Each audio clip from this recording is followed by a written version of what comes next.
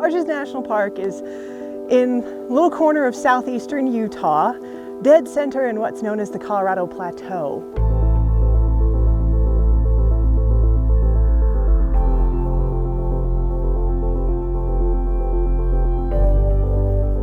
A place like Arches isn't necessarily a big park. Our boundaries aren't very large, but our horizons are tremendous. And the horizon is far beyond the park boundary. There are places you can stand up on a rock and see 40 miles to the horizon. So there's a lot of room for your eyes to stretch out, for your imagination to stretch out, and try to take in the vastness of these landscapes.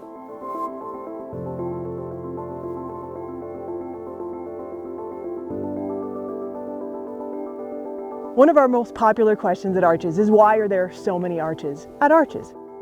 Here at Arches, basically 4 things had to happen. First, we had to have the right kind of rock.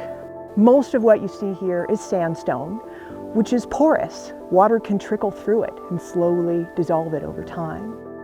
Second thing we had to get was the right amount of rain, because if it rained hundreds of inches every year, the rock would melt far faster. A lack of earthquakes. And the fourth one is probably the least intuitive. It's that we're here right now. This is a living planet. It is continually changing. Hundreds of thousands or millions of years ago, these rock layers weren't even exposed. And hundreds of thousands or millions of years in the future, they will all be gone. So we are here right now when they are exposed as a garden of sculptures for us to enjoy.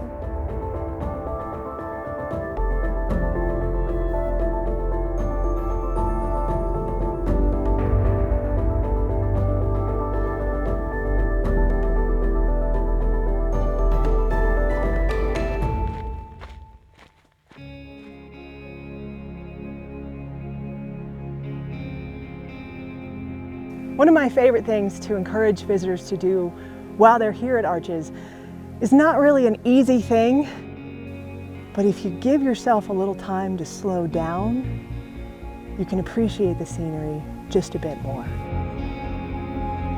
I always encourage people to tack on at least an extra half an hour to one of their hikes, to find a place to step a little bit off the trail, to sit down, maybe even lay down, and spread their hands out on the rock and try to take in what it means to be hundreds of millions of years in the making.